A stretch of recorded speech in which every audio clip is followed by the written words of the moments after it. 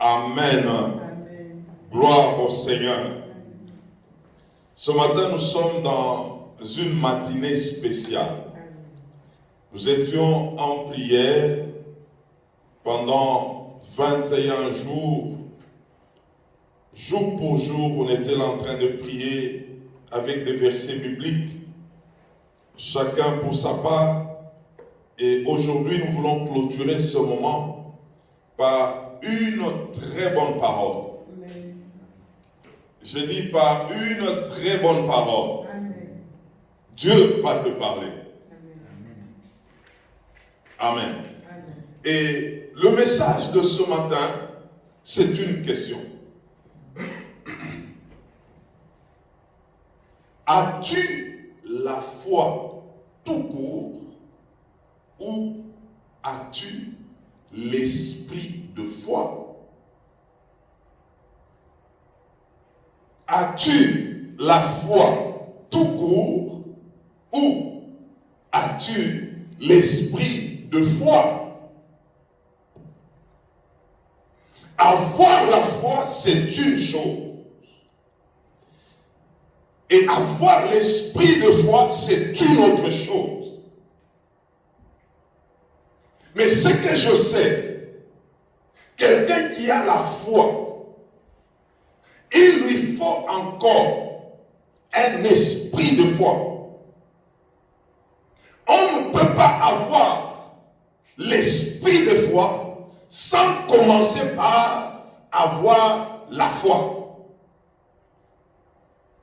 Alors ce matin, que le Saint-Esprit nous aide. Nous allons lire le premier passage. Nous sommes dans Hébreux 11 et le verset 1 où on nous définit ce que c'est la foi. Hébreux chapitre 11, le verset 1er.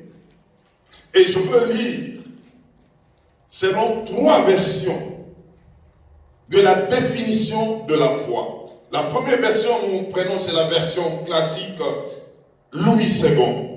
On nous dit ceci. Or, la foi est une ferme assurance des choses qu'on espère.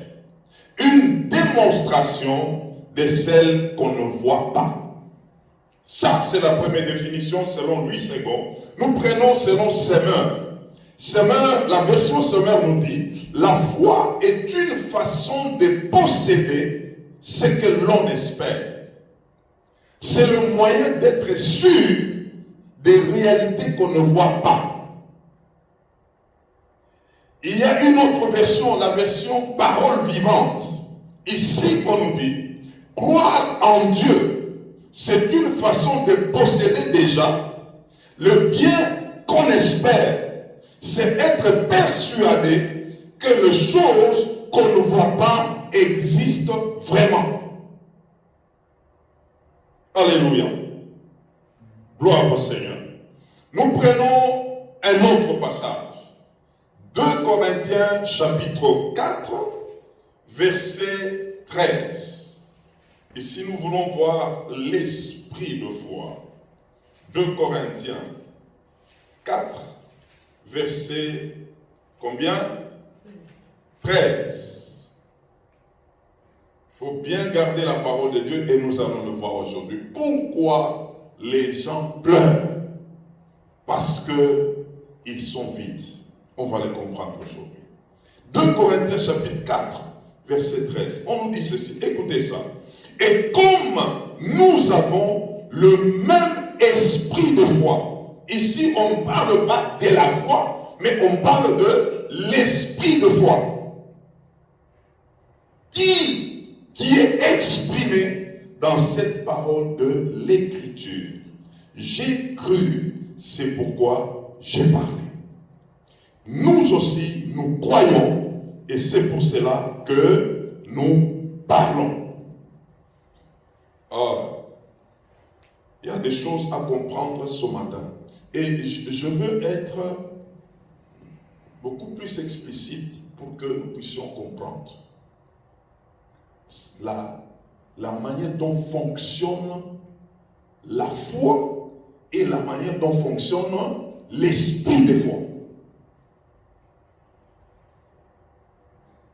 Et nous allons lire aujourd'hui les Écritures pour bien comprendre. Nous sommes en train d'aller parce que ce message de ce matin doit nous amener jusqu'à traverser cette année. Nous allons le comprendre. Tu vas traverser avec ce message.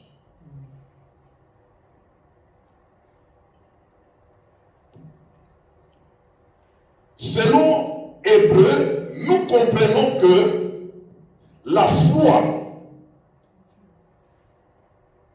c'est une assurance, une ferme assurance. La foi, on l'a définie, c'est le fait de croire en Dieu et nous possédons ce que nous avons comme croyance en Dieu. Ça devient une réalité qui est invisible, mais qui doit être visible au-dedans de nous.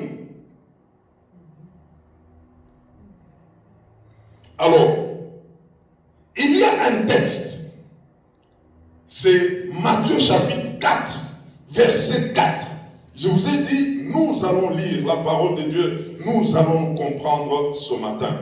Dans Matthieu 4 et 4, écoutez ça encore. Jésus répondit. Comprenons très bien là. Qu'est-ce que Jésus a répondu? Il est écrit. Là, c'est Jésus qui répond à Satan, n'est-ce pas? Satan lui pose des questions qui veulent. Satan veut séduire Jésus. Jésus lui dit, il est écrit. Jésus le réfère aux Écritures. Là, c'est la foi. Il parle de la foi tout court. La foi vient de ce que l'on entend. Et ce que l'on entend vient des Écritures. De la parole de Dieu. Cette parole écrite. Jésus le renvoie à « il est écrit ». Maintenant, quand nous lisons, il dit « il est écrit », l'homme ne vivra pas de pain seulement, mais de toute parole qui sort de la bouche de Dieu. Il a référé aux Écritures et il lui dit, ces Écritures-là, ça vient de la bouche de Dieu. Là, la bouche de Dieu, là, c'est l'esprit de foi. Quand on parle de « il est écrit », c'est la foi. La bouche de Dieu, c'est l'esprit de foi. C'est-à-dire quoi? Il y a une dimension où nous nous référons à la parole de Dieu afin d'avoir la foi, et une autre dimension où nous nous référons du rhéma de Dieu, une parole révélée. C'est que quand il s'agit de la foi tout court, nous avons comme référence la parole de Dieu. Quand il s'agit de l'esprit de foi, nous avons comme référence le Saint-Esprit.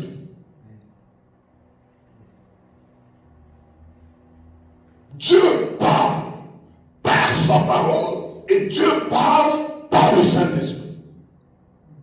Quand il s'agit de la parole de Dieu, ça c'est la foi logos. Une foi selon les Écritures.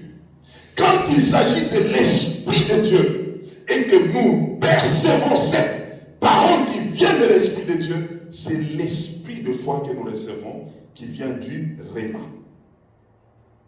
Est-ce que nous sommes ensemble? Est-ce que nous sommes ensemble? Alors, nous voulons voir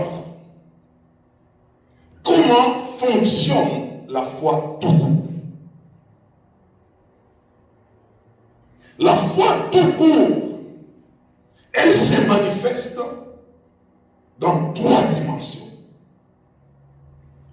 Quelqu'un qu'on peut dire qu'il a la foi tout court, cette personne en elle, il faut qu'il se manifeste combien de choses? 3 choses. La première des choses, cette personne doit être quelqu'un qui possède l'abondance de la parole de Dieu. Posséder la parole de Dieu. Avoir la parole de Dieu. Là, j'aimerais qu'on lise. Je vous ai dit, nous allons lire les Écritures. Proverbe chapitre 22, versets 17 à 21. J'aimerais que tu comprennes ça. Vous savez, il y a des choses qui nous troublent dans ce monde parce qu'il nous manque la parole de Dieu. Nous n'avons pas la parole de Dieu. Nous sommes vides. Les événements nous troublent. C'est pourquoi Jésus à Satan, il a répondu à Satan. Toi aussi, tu dois savoir comment répondre aux événements de ce monde.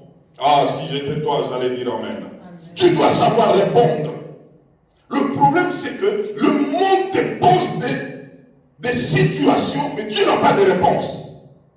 Mais je vais te proposer ce matin qu'il y a des réponses. Lisons Proverbe 22, à partir du verset 17. Suivons attentivement. Qu'est-ce que la Bible nous dit? Prête l'oreille et écoute les paroles des sages. Applique ton cœur à ma science, car il est bon que tu les gardes au-dedans de toi. Tu as besoin de garder les paroles de Dieu au-dedans de toi. Pourquoi? Écoutez la suite. Et qu'elles soient toutes présentes sur tes lèvres. Si tu n'as pas de paroles de Dieu au-dedans de toi, sur tes lèvres, il n'y aura rien. Sur tes lèvres, il y aura des pleurs. Sur tes lèvres, il y aura des lamentations. Mais si tu as les paroles de Dieu au-dedans de toi, ce sont ces paroles qui sortiront sur tes lèvres. Ce sont ces paroles qui vont répondre. Ce n'est pas toi qui vas répondre, mais ce sont les paroles de Dieu qui sont dedans de toi qui sortiront. Nous continuons. Afin que, ah là là, écoutez le verset 19.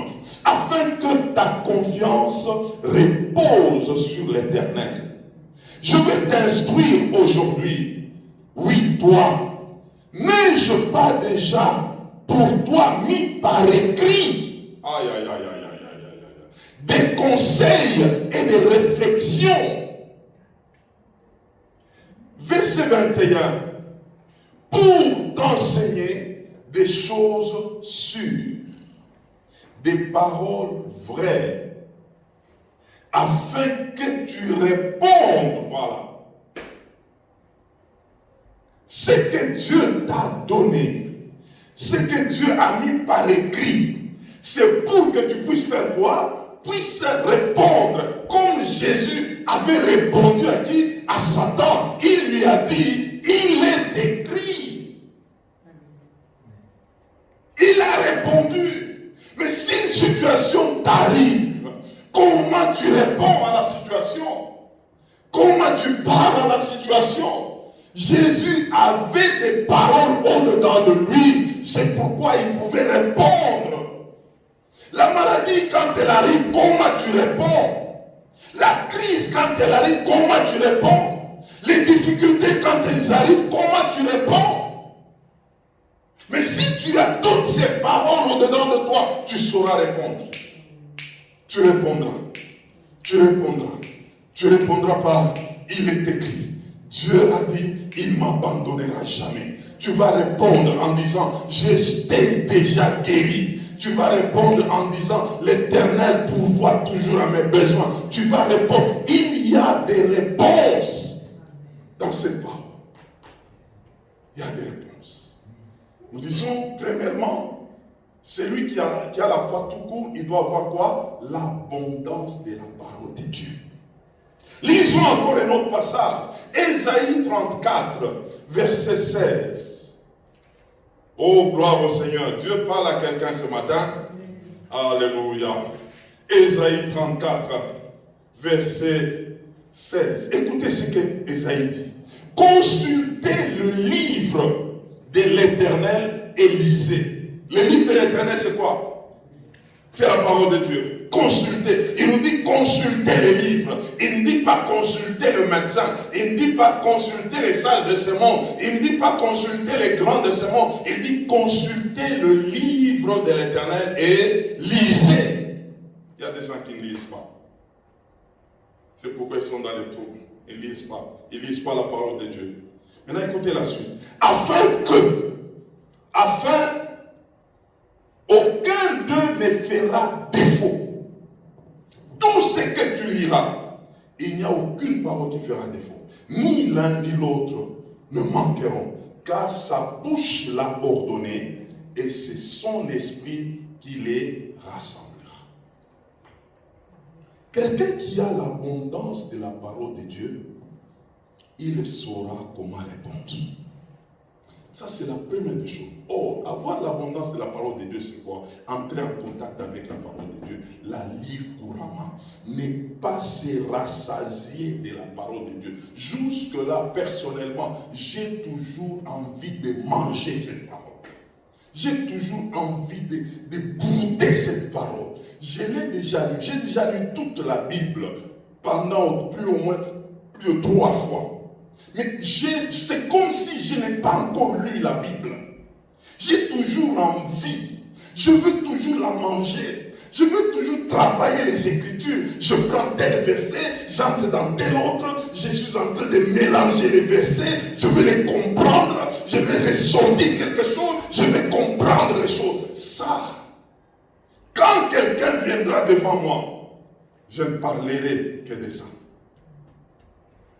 Et là, nous entrons dans la deuxième dimension, deuxième point, la deuxième chose. Nous devons méditer cette parole. C'est de ça que j'ai parlé tantôt. La méditation, c'est quoi? C'est le fait de prendre cette parole, de la tourner, de la retourner, de la manger, de nourrir ses entrailles. Je suis en train de chercher à comprendre qu'est-ce que ce verset renferme. Quelle est la chose cachée dans ce verset? J'aimerais la comprendre avec d'autres versets. J'aimerais poser des questions. Aujourd'hui, il est très rare de trouver un enfant de Dieu qui vient auprès du pasteur. Pasteur, j'aimerais un peu que tu m'expliques. J'ai lisé tel passage et tel autre, je n'ai pas compris. Explique-moi un peu. Ça veut dire quoi? C'est rare.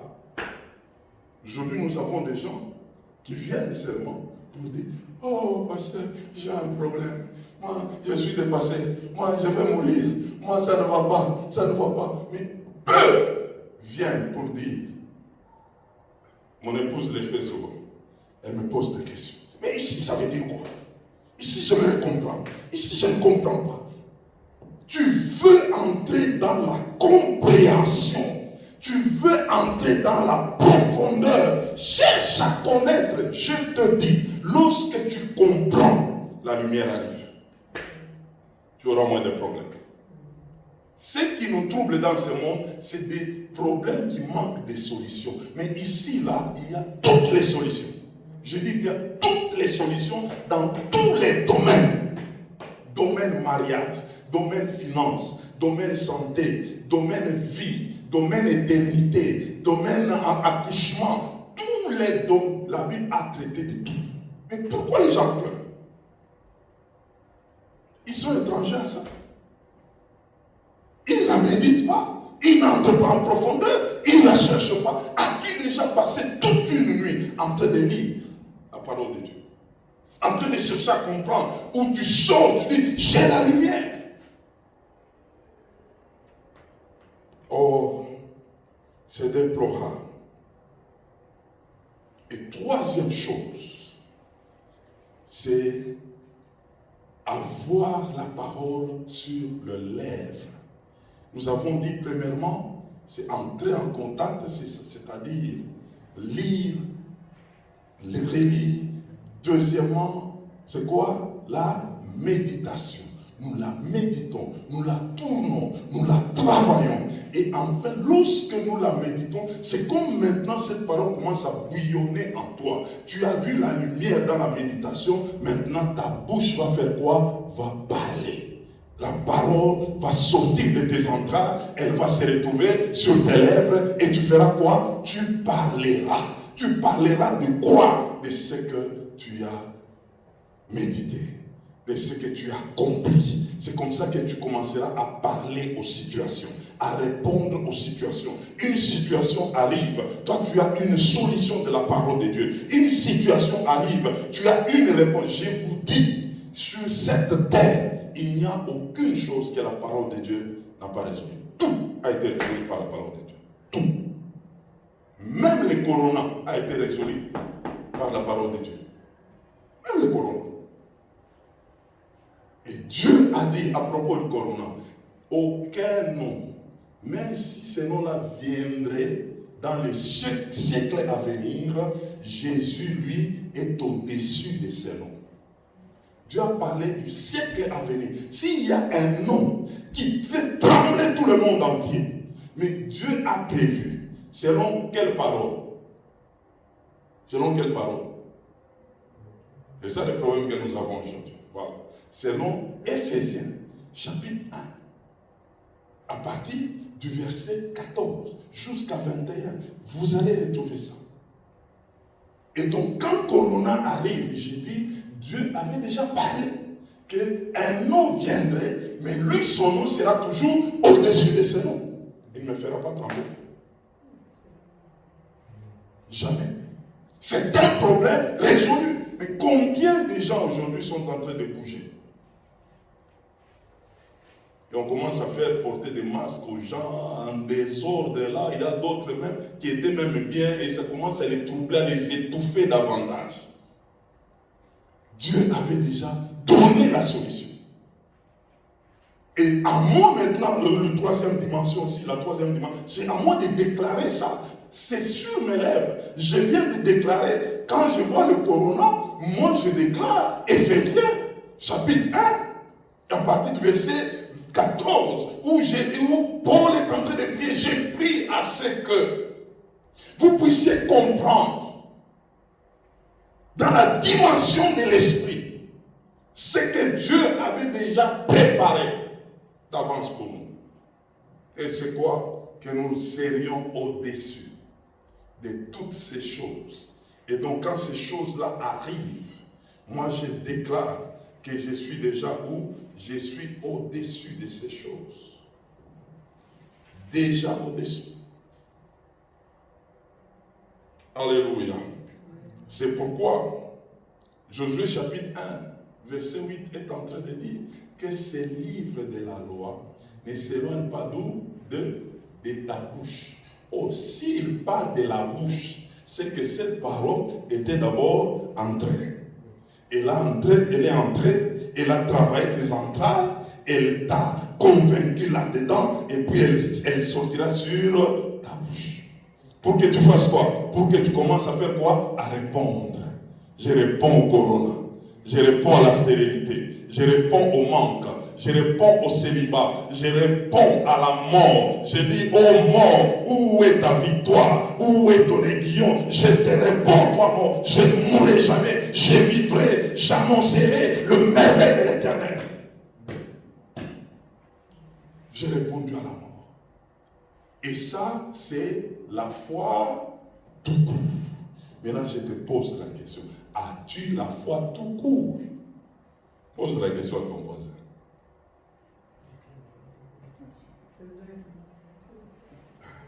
Même le voisin qui est là à côté, là, pose-lui la question. As-tu la foi tout court? Vous voyez déjà là, quelqu'un qui a la foi tout court, la foi qui est posée sur la parole de Dieu et qu'il a compris, il a mangé cette parole, il n'a jamais été rassasié. S'il y a quelqu'un qui n'a jamais été rassasié de la parole de Dieu, je suis là. C'est comme s'il y a deux fois, c'est comme si je me pose la question, comme si je n'ai pas encore lu cette parole. Je veux encore et encore. Alors, nous voulons voir. Et ici, je me redis, la foi tout court, quelqu'un qui a la foi tout court, quelqu'un qui croit, on va les découvrir par ce qu'il dit. As-tu la foi? Comment tu dis? Comment tu parles? Comment tu parles? Tu parles par cette parole ou tu parles par les lamentations de Jérémie? Tu parles par cette parole ou tu parles par les événements de ce monde? Tu parles par quelle parole? Tu parles par les news? Tu parles par quelle parole? Tu parles par ce que tu vois? Mais celui qui a cette parole, qui a la foi, on va les découvrir par ce qu'il est en train de dire. Jésus a dit à Satan, il est écrit. Il a ramené Satan à ce qui est écrit. Et Romains 10, 17 nous dit que la foi vient de ce que l'on entend. Ce que l'on entend vient de la parole de Christ. Alors nous voulons voir la deuxième dimension. La deuxième dimension, c'est laquelle? L'esprit de foi. L'esprit de foi. Cet esprit fonctionne avec le Saint-Esprit. Écoutez le psaume 119, verset 30. Le psaume 119, verset 130 nous dit: c'est la révélation de ta parole qui est claire. Elle donne de l'intelligence aux simples. La révélation de la parole, elle vient par le Saint-Esprit. C'est le Saint-Esprit qui révèle la parole de Dieu. C'est le Saint-Esprit qui chuchote dans notre esprit quelque chose. Et quand le Saint-Esprit te chuchote quelque chose, tu as de la lumière. Vous savez, il y a les gens qui sont dans ce monde, mais qui vivent autrement, à cause de la lumière qu'ils ont. Et cette lumière vient du Saint-Esprit. Le Saint-Esprit qui est dans l'esprit de l'homme sauvé. Ce Saint-Esprit communie avec la personne. Et le Saint-Esprit chuchote des paroles. Pour accéder à l'esprit de foi, il faut aussi 3 choses. Combien de choses? À la fois tout court, nous avons parlé de combien de choses? 3 choses. À l'esprit de foi, il faut combien de choses? 3 choses. Ah, il faut connaître les choses. Il faut les connaître. Premièrement, pour accéder à l'esprit de foi, qu'est-ce que nous devons faire? Nous devons demeurer à Sagem dans la salle du royaume. Demeurer dans la salle du royaume. Vous savez, il y a beaucoup de gens qui passent beaucoup de temps dehors, qui passent beaucoup de temps dans des endroits étrangers. Mais il y a des gens qui passent du temps dans la présence de Dieu. Ça, c'est la salle du royaume. Et dans la présence de Dieu, tu communies avec Dieu. Et quand tu communies avec Dieu, la nature de Dieu est en train de venir sur toi. Quand tu communiques avec Dieu, les paroles de Dieu sont en train de venir sur toi. N'est-ce pas? Proverbe 13, verset 20 est en train de nous dire: celui qui fréquente les sages devient sage. Et Romains chapitre 16, verset 27 est en train de nous dire: à Dieu seul sage, le seul sage que moi j'ai connu dans ce monde, c'est Dieu. Il n'y a personne qui peut dépasser la sagesse de Dieu. Or, maintenant, quand tu es dans la salle du royaume avec les sages des sages, tu finiras par avoir les choses de ces sages. C'est que tu deviendras aussi sage. Toutes les personnes qui ont communié avec Dieu de vrai, par la communion avec le Saint-Esprit, ils ont compris les choses. Ils ont compris les choses. Vous savez, dans un couple, lorsque le mari entretient correctement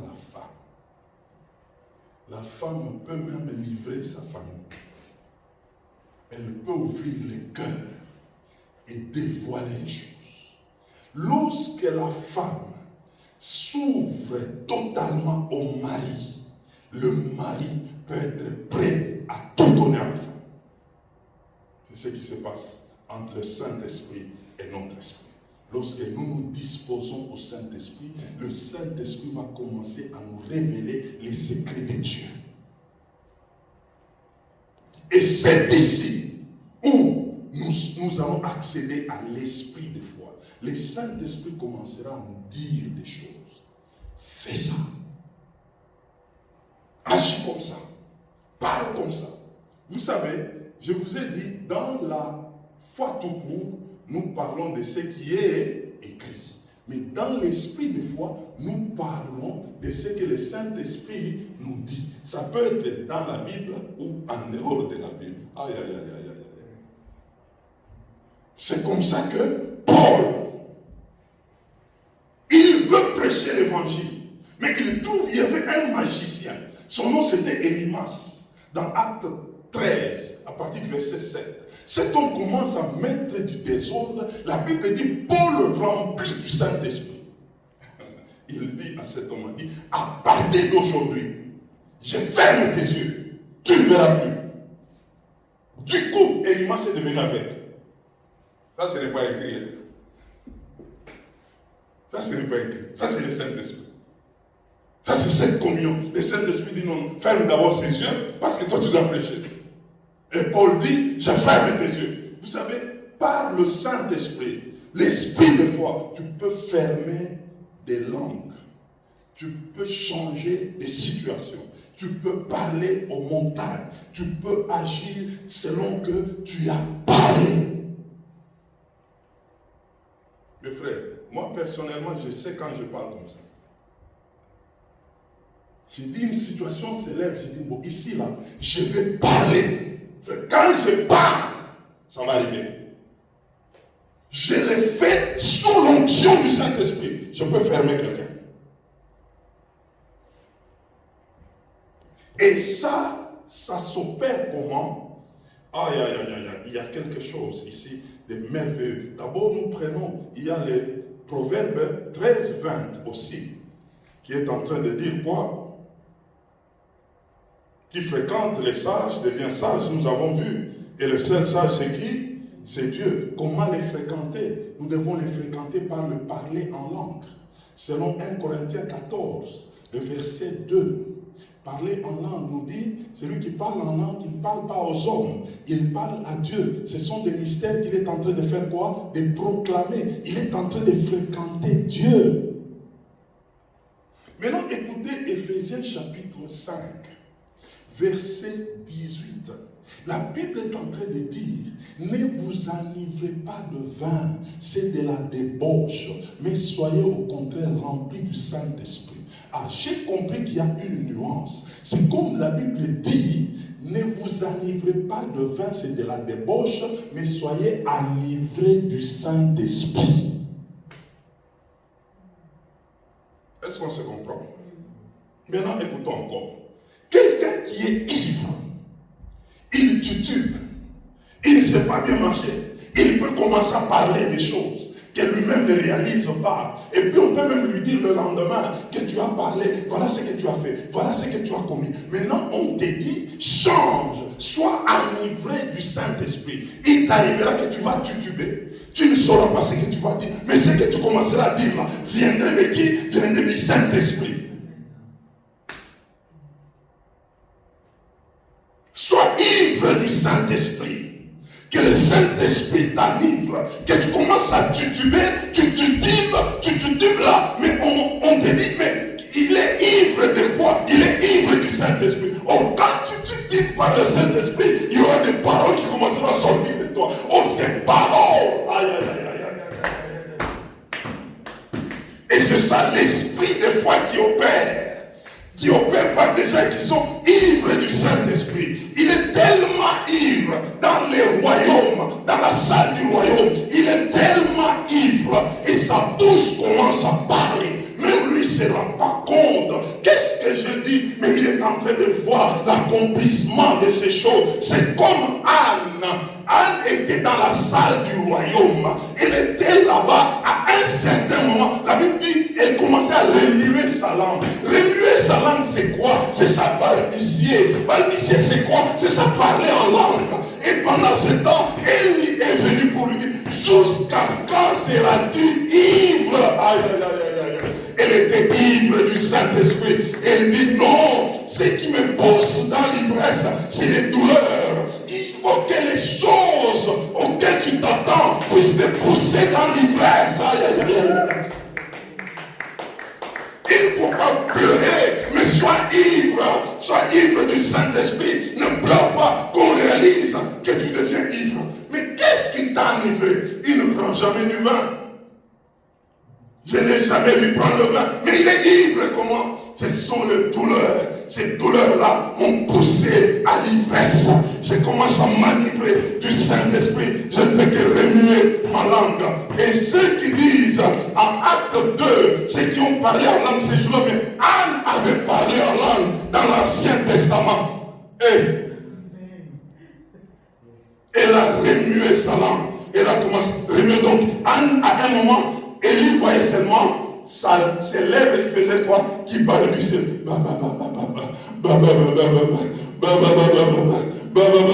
Elle lui dit, mais ça c'est quelle ivresse?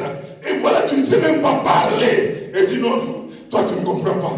Moi je suis en connexion avec le ciel. Ma douleur m'a amené à parler les langages de Dieu. Elle lui dit, oh non, si c'est comme ça, allez, sois exaucé. Tout s'est réglé.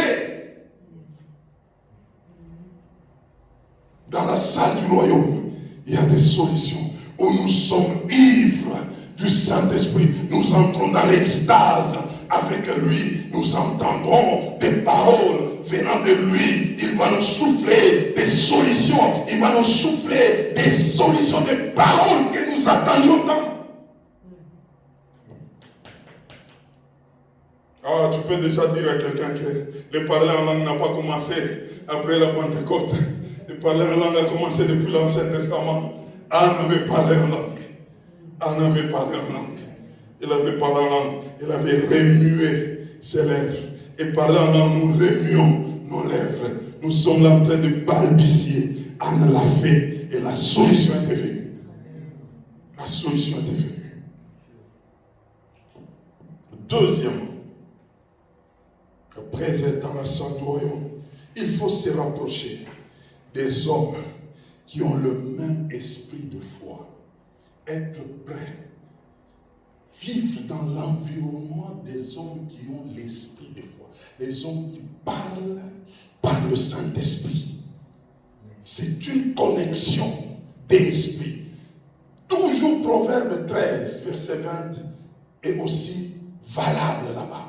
Celui qui fréquente les sages devient sage. Celui qui fréquente un homme qui a l'esprit de foi finira par avoir l'esprit de foi. C'est pourquoi il y a de ces environnements qu'il faut laisser. Il y a des gens qu'il faut abandonner. Parce que quand tu es avec eux, ils te ramènent toujours en bas. Ils te parlent toujours selon le monde. Ils te tirent en arrière. Il y a des gens qu'il ne faut jamais écouter. Ils n'ont rien à te communiquer, sinon les soucis de la vie, sinon les angoisses, sinon les pleurs. Quand tu les vois, ils te disent aussi, ah, et toi aussi vraiment, nous tous nous sommes toujours comme ça. Non, ça ne va pas. Nous ne faisons que pleurer. Nous pleurons. Pleurons d'abord un peu. Vous pleurez encore un peu, et puis vous continuez encore. Non, il faut laisser ces gens. Il faut fréquenter des gens qui ont l'esprit de foi, des gens qui ont parlé et des gens qui parlent. J'avais rencontré une femme en 2001. Je n'ai jamais oublié ça. C'était à Lubumbashi, en République démocratique du Congo. C'était une Camerounaise. Je ne peux jamais oublier son nom. Nous sommes en 2020, mais moi, 2001, c'est comme si c'était aujourd'hui. Son nom c'est Loretta Nseri, une Camerounaise. J'étais confondu, perdu, je devais faire la mission. Comment commencer? Avec une famille, par où commencer? Ça va se passer comment? Quitter le Congo vers la Zambie, les Zimbabwe, le Mozambique, je vais faire ça comment? Beaucoup de questionnements et de peurs. Un jour en cours de route, le Saint-Esprit est terrible. Le Saint-Esprit me l'a pointé. Il dit, regarde cette jeune femme, c'est ma missionnaire. Parle avec elle. Je dis, ah bon? Je l'approche et c'était vrai. Je dis, je veux parler avec toi. Il me donne le rendez-vous. Là, c'était un dimanche, il me donne rendez-vous lundi. Il me donne l'adresse, je suis allé la voir. J'ai dit, comment tu es venu ici? Elle a commencé à m'expliquer comment elle a quitté le Cameroun jusqu'à Kinshasa par avion. De Kinshasa, elle a fait par route jusqu'à une ville, Bandundu. De là, elle a pris un camion. Elle est allée à une autre ville, Ilebo. De là, elle a pris le train. Et de train, elle est allée au Katanga. De là, elle a pris un véhicule. Elle est allée en Zambie. De Zambie, Mozambique. Mozambique, Afrique du Sud. Afrique du Sud, elle est rentrée chez elle. Et là, elle était à son deuxième voyage missionnaire. Ah, j'ai dit non. Toi, il faut que tu pries pour moi. Toi, il faut que tu pries. J'ai trouvé quelqu'un. Une jeune femme. Je suis allé à genoux. J'ai dit non, ça, je dois la voir. Et je le dis. Et Dieu me voit. C'est pareil que j'avais reçu le courage missionnaire. L'esprit missionnaire. C'est pas cette femme. Le Saint-Esprit me dit, regarde, c'est une femme. Mais toi, tu es en train de trembler. Ah, j'étais ridicule. J'ai dit non. Ça, là, moi, je dois commencer. C'est une femme qui peut faire ça. Mais moi, je suis un homme. J'ai dit non. En tout cas, non. Je dois partir. Je n'ai pas d'excuse. Et c'est cette femme, jusqu'à aujourd'hui, qui m'avait donné l'esprit du lion. Quand je regarde, je dis, je vais arriver. Si une femme peut arriver, à combien plus forte raison moi? Je vais arriver. Il y a des gens, il y a des rencontres de destinée. Tu croises quelqu'un, tu comprends, ne les lâche pas. Ne les lâche pas. Il peut t'amener loin, juste parce que lui a vécu. J'aimerais te dire, et retiens ça. Tout ce que tu peux commencer, tu te bats pour des situations. Il y a des gens qui ont déjà trouvé des solutions au même problème que toi. Ils sont là. C'est seulement, tu ne les côtoies pas. Tu ne les rencontres pas. C'est pourquoi il y a des gens que tu peux rencontrer dans les livres. Un homme qui a marché avec Dieu, tu tombes sur son livre. Tu commences à manger ce livre. C'est lui qui te parle. Tu es en contact avec lui. Il t'explique comment il a fait. Il te parle par ce que lui a vécu. Tu as rencontré un esprit. Et cet esprit, parce que tu es en contact avec, celui qui fréquente les sages, devient sage. Ça va entrer en toi. Je vais rencontrer des gens que je n'ai jamais vus. Mais je les ai rencontrés par les livres. Je suis un lecteur. Et ça m'a aidé à accéder à leur esprit. Ça m'a aidé à comprendre les choses. Je vous dis, tout ce que nous endurons, il y a des gens qui ont déjà des solutions à ça. Le problème, tu ne les croises pas. Tu croises les mauvaises personnes. Ces personnes-là qui luttent. Ces personnes-là qui ne savent rien faire, ces personnes-là qui se lamentent, c'est ces personnes-là que tu croises. Et quand tu les croises, ils t'enfoncent. Croise des bonnes personnes. Tu vas voir quelqu'un, il te dit, je n'avais pas de matrice. On avait tout enlevé. Et le médecin m'a dit, c'est fini pour toi. Il ne faut même pas te marier, il ne faut même pas chercher des enfants. Mais cette personne qui te parle, il te présente 3 triplés qu'elle a déjà eu. Mais tu les as eu commençant à mentir. C'est Dieu là, c'est celui qui m'a visité. Et telle personne, il faut les visiter. Il faut le côtoyer. Toi, tu côtoies des gens qui te disent ça. Je suis perdu. D'ailleurs, là, je n'ai même pas de matrice. D'ailleurs, là, je ne sais pas. Dieu n'est même pas, je te dis. Dieu, il est injuste. Il dit, ah, tu es comme moi. Mais il te tue.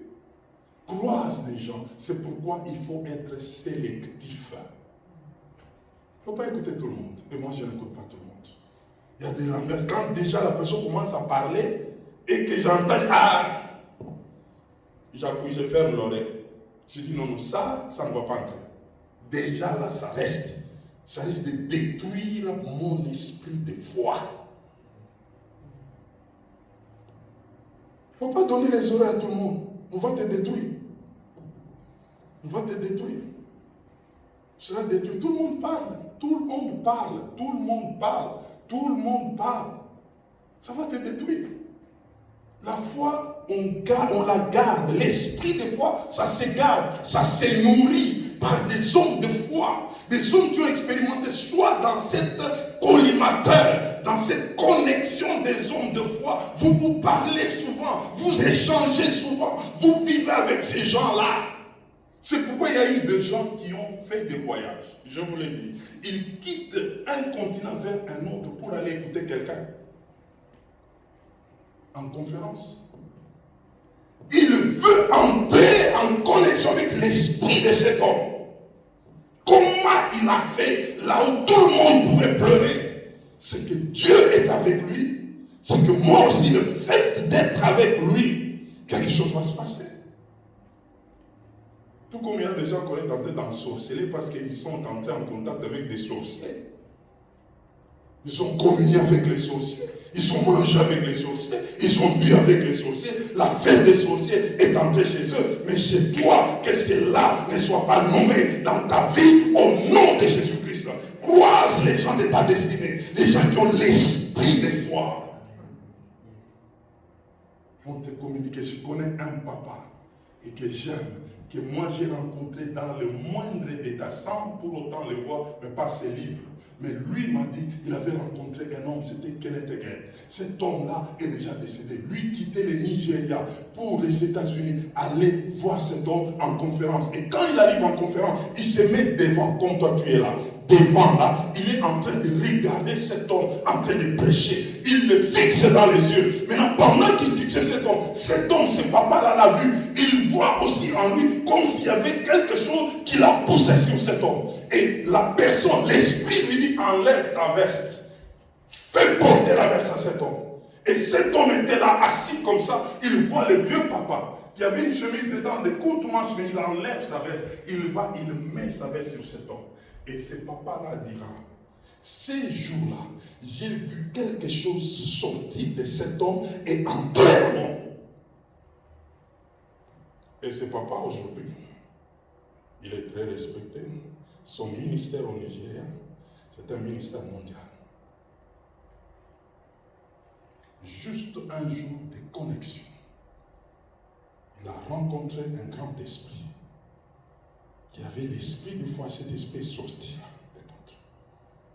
Vous savez, on parle de contamination. Les gens comprennent la contamination qui parle des virus. Ils comprennent la contamination qui parle des choses. Tu restes avec quelqu'un qui est malade, tu seras contaminé. Je veux te dire que tu restes avec quelqu'un qui a un esprit de foi. Tu seras contaminé. Cet esprit va entrer en toi. Cesse que tu sois contaminé. Que ta présence à côté de l'homme d'esprit te contamine, que tu sois contaminé. Pourquoi nous croyons toujours à la contamination des maladies? Non, il va te contaminer. Crois à la contamination de l'esprit de Dieu. Et c'est pourquoi moi je dis, je reste avec toi. Tu seras contaminé.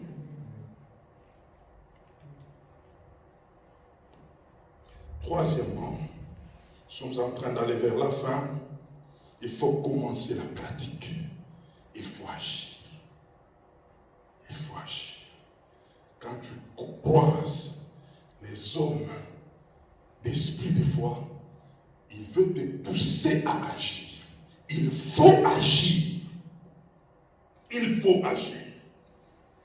Il faut agir. Et la foi ordinaire, et la foi, et l'esprit de foi doit se solder toujours par l'action. Il faut une action.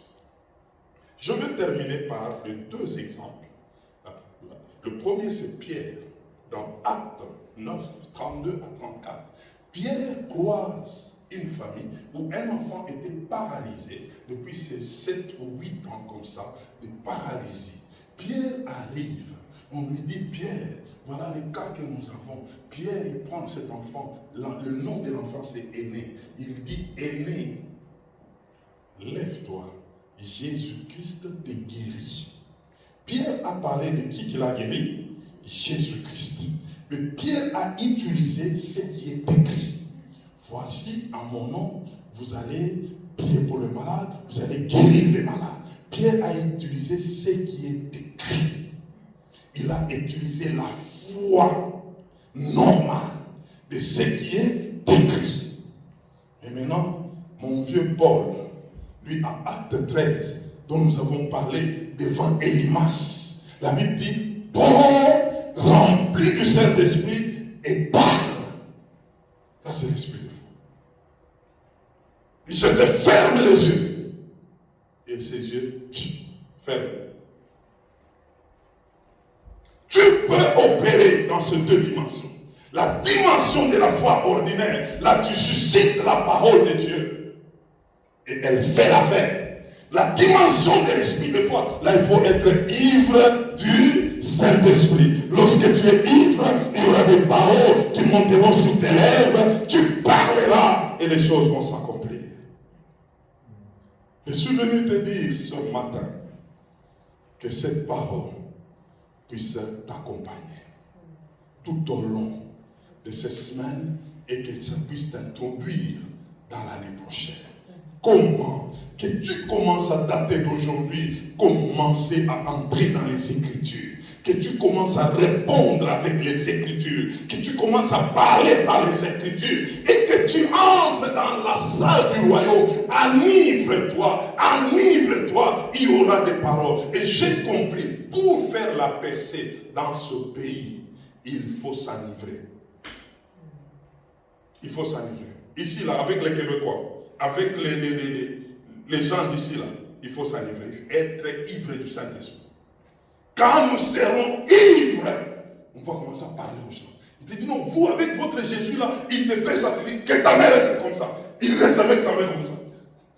La mère ne rentre plus. La mère, il commence à pleurer. Mais fais quelque chose, dis non, toi tu parles beaucoup. Il faut d'abord que tu crois au Seigneur Jésus, et là je vais ordonner que ta mère rentre. Et la personne est restée comme ça, et tu lui dis maintenant, allez toi là-haut. Il dit je crois à Dieu, que la mère rentre. Et la mère rentre, la personne dit non, en tout cas, où est-ce que vous habitez? C'est comme ça que nous devons opérer dans ce pays. Il y a des gens qui sont encore têtus à l'évangile. Des gens qui sont incrédules. Il leur faut la puissance. La démonstration. Ou tes paroles, parce que tu es ivre, tout ce que tu vas dire là-bas, que ça s'accomplisse, que ça se réalise. Et la personne voit. Regardez, le monsieur dont j'ai parlé là, Élymas, c'était un grand magicien connu de la ville. Paul n'avait pas encore prêché. Lui commence à embrouiller les gens. Paul dit, tu seras aveugle maintenant. Et il est devenu aveugle. La Bible dit, après ça, tous ceux qui étaient autour ont cru. Paul n'a plus prêché. Les autres se sont dit, nous, en tout cas, avec ça, nous connaissons ce magicien. Et tu l'as frappé d'aveuglement. Non, on croit au Seigneur Jésus. L'affaire était réglée. Il y a maintenant le temps que toi, tu peux frapper des gens d'aveuglement. Tu peux frapper. Il y a des situations, tu as tellement parlé, les gens n'écoutent pas. Tu as tellement dit, c'est toujours indifférent. Parle. Parle. Mais avant de parler, rassure-toi que tu es comment? Que tu es comment? Ivre. Ivre du Saint-Esprit. Ivre du Saint-Esprit. Soit ivre, c'est pourquoi nous devons passer de moments. Et d'ailleurs, je suis en train de voir la traversée de 2000 à 2021, nous allons la passer dans la prière en esprit. Ivre seulement. Donc nous allons venir seulement ici. Nous disons, Seigneur, merci, nous sommes là et nous commençons à prier en langue. Commençons à prier en langue. Prier en langue. Prier en langue. Prier en langue. Tu es en train de traverser étant ivre du Saint-Esprit. Et pendant que tu vas commencer à le faire, il y aura des paroles qui vont commencer à sortir, des paroles prophétiques sur cette année par rapport à toi. Nous verrons des gens qui vont prophétiser, des gens qui vont programmer des choses pour 2021. Que Dieu bénisse sa parole. Amen.